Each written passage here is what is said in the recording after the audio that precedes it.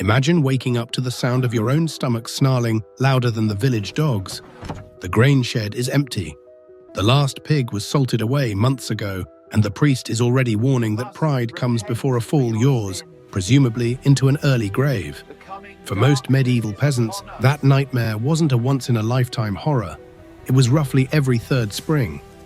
Can you even fathom that constant, gnawing anxiety? When the sky refused to rain or the frost arrived too soon, the bottom dropped out of everyday life, and that ever-present fear became a stark reality. Today we're following that tailspin all the way down, from the normal barley pottage that suddenly looked like a king's feast to the weeds, bark, and yes, protein sources most of us would rather not think about. By the end, you'll know exactly what desperate medieval communities swallowed to stay alive, how those choices shredded friendships, and why a humble nettle could outrank gold in value. Medieval villagers planned for bad weather the way modern preppers stock bunkers. They had to. Families saved seed grain, tithed to the church, and hoped the local lord's granaries held surplus. In an average year, a labourer might eat 2 pounds of bread a day, ladled up thin bean stew, and count himself lucky if the end of winter left him with any cheese rinds. Broad beans, peas, and lentils in particular were crucial protein sources, helping to sustain them through hard labour. But this delicate system worked only while crops cooperated. A single week of heavy rain at harvest time could turn rye into black, slimy stalks. A freak July frost could wipe out beans overnight. Once those crucial backup calories vanished, the countdown to real hunger started. Prices doubled, then tripled. By the time a single loaf cost a day's wage, neighbors stopped sharing gossip and started guarding the footpaths to their fields. Their eyes narrowed with suspicion and fear. The social fabric began to fray even before the first pangs of true starvation hit. Week 1 of famine was the make-do week. It was all about stretching what little they had. Women diluted yesterday's pottage with extra water, tossed in whatever garden herbs hadn't bolted, and called it soup. They kneaded chaff, acorn flour, or ground bean husks into dough, producing loaves so dense you could roof a pigsty with them. Nutritionally, these hacks bought time, not health. Calories plunged, protein flat-lined, and everyone's belt cinched a notch tighter. Yet pride still mattered immensely. Serving a watery gruel felt less shameful than openly admitting the cupboard was truly bare. Kids whined, elders joked that porridge should stick to the ribs, trying to maintain some semblance of normalcy. But villagers deep down hoped the weather would turn, the mill wheel would spin again, and life would return to normal. Most famines, however, mocked that fragile optimism before the next moon rose, ushering in a deeper, more profound despair. When granaries were truly empty, the foraging window slammed open with a desperate urgency. Nettles, those stinging villains of every hedgerow, became a cash crop, a literal lifesaver. Packed with iron, vitamin A, and surprising protein, they stung only until dunked in simmering water. Medieval cooks folded them into every pot, sometimes thickening with barley dust when supplies allowed, turning them into a vital multivitamin source, especially for women prone to iron deficiency. Acorns followed, bitter, tannic, and incredibly laborious. Families soaked them in running water for days to leach out the bitterness, ground the mush, then baked it into flat cakes, tasting like cardboard soaked in black tea. Pine bark arrived next, the inner cambium layer scraped out, dried, and pounded into bark flour. Mixed with a little rye, it produced grey bread that numbed the jaw and often tore at the gums.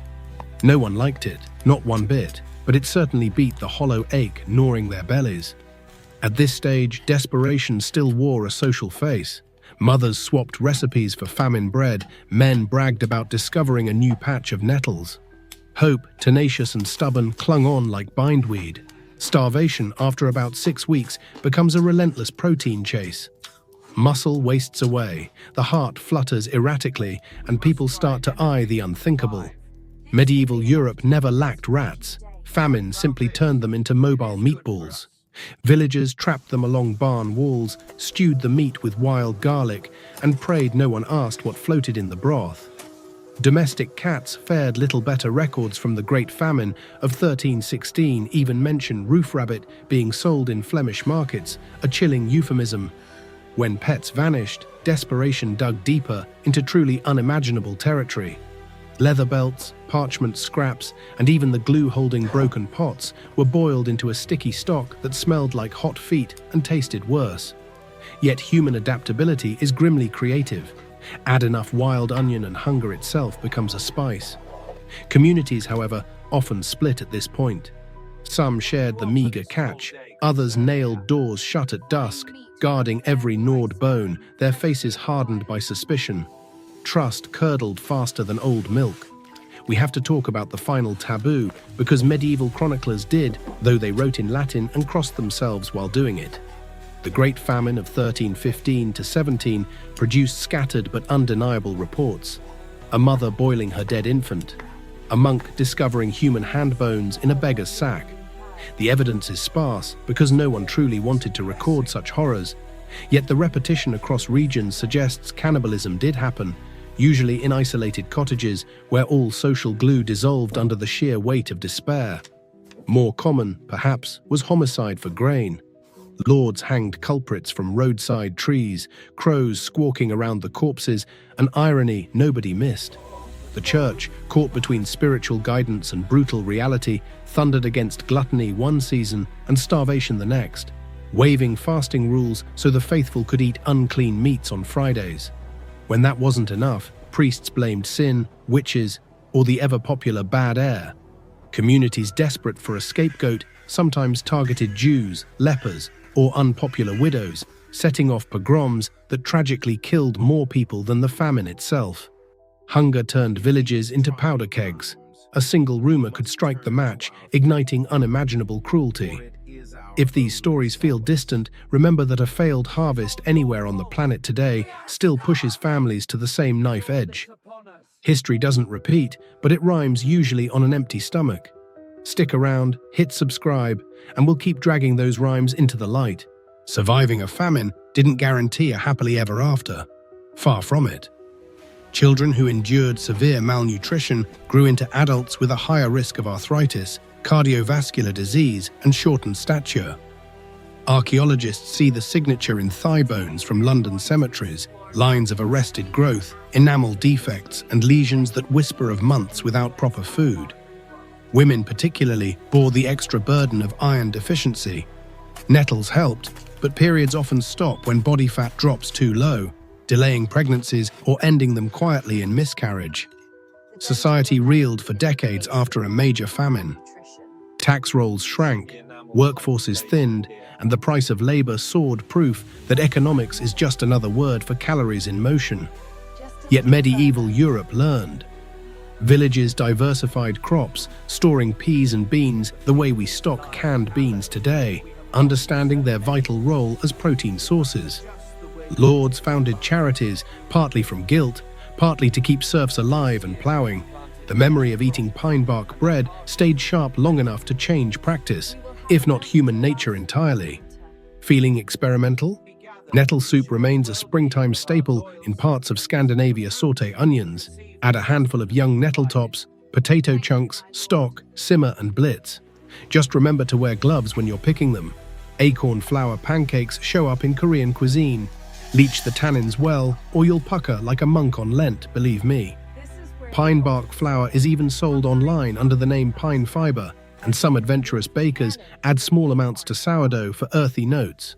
Warning though, more than 10% turns bread into a serious jaw workout. And before you ask, no, I'm not sourcing roof rabbit modern health codes, frown on alley cat carpaccio, and frankly, so do I. Still, tasting these survival foods, even in their refined forms, gives a visceral respect for people who chewed them daily, not on a dare, but because the alternative was the grave. It's a powerful reminder of human ingenuity in the face of absolute desperation. Famines stripped medieval life to its raw wiring. Eat or die. When the grain ran out, villagers first diluted, then foraged, then crossed every red line their priests drew, pushing the boundaries of what was considered edible or even moral. From stretch the bread to bark flour to the unthinkable, every mouthful carried a profound cost measured in dignity, neighborly trust, and long-term health. Yet the human story is also one of stubborn adaptation. Communities re-wove themselves, stitched new rules, and planted wider rows, all so the next failed harvest wouldn't end with lurching desperation. The next time you butter toast, consider how that simple luxury would have tasted like salvation to a medieval child peering into an empty cauldron. Drop your thoughts below. Which of these famine foods would you actually try, and where do you draw the line? Thanks for watching, keep curiosity alive, and I'll see you in the next exploration of history's darker cupboards.